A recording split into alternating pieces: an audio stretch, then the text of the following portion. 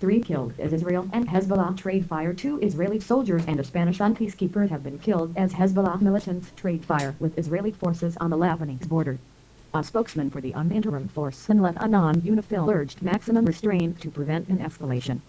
The peacekeeper was killed close to the disputed Shabbat Farms area, where an Israeli convoy was earlier hit by anti-tank missiles, killing 2 soldiers. The Israeli military responded by firing shells into southern Lebanon. Hezbollah said it carried out the missile attack in retaliation for an Israeli airstrike that killed 6 of its fighters and an Iranian Revolutionary Guards general in the Syrian Golan Heights 10 days ago.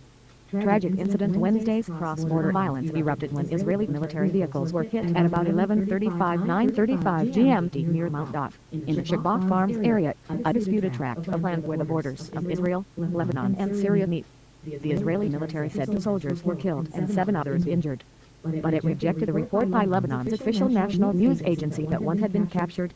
Just over an hour later, mortars hit an Israeli military position on Mount Hermon, prompting troops to close the site and evacuate civilians from a ski resort in the area. The Israeli military said it responded to the attacks with combined aerial and ground strikes on Hezbollah operational positions along the border. Lebanese officials said at least 50 artillery shells were fired at the villages of Magir, Obasi and Kfar Shaub.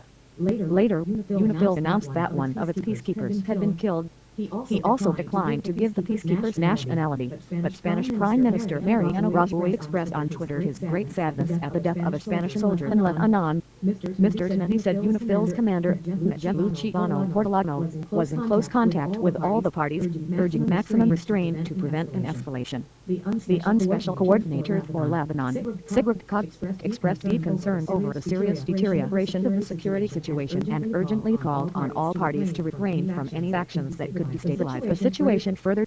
Criminal terror attack. Israel's Prime Minister Benjamin Netanyahu said it was prepared to act powerfully on all fronts, adding, "Security comes before everything else." His office accused Iran, Hezbollah's main backer, of being behind what it described as a criminal terror attack by the Shia Islamist movement. In a statement, Hezbollah said the number of Israelis were killed in the attack by a group calling itself the Heroic Martyrs of Qumi, an apparent reference to an area of the Syrian Golan Heights where the Israeli airstrike took place on January 18. Sources in Israel said the attack was aimed at stopping an attack on Israeli soil. The Israeli military had already boosted its air defenses and stepped up surveillance along its northern frontiers, after Hezbollah and Iran vowed to seek revenge.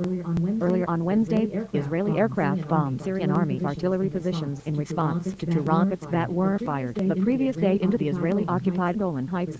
Israeli medics said up to 7 people were lightly injured by the rocket fire. The flare up along the Israeli-Lebanon frontier recalls the beginning of the month-long war between Israel and Hezbollah in 2006, which was triggered by a Hezbollah attack on an Israeli military vehicle that led to the kidnapping and killing of 2 Israeli soldiers. "We are looking into the circumstances of this tragic incident," spokesman Andrea Tannehi said, without specifying the source of the fire.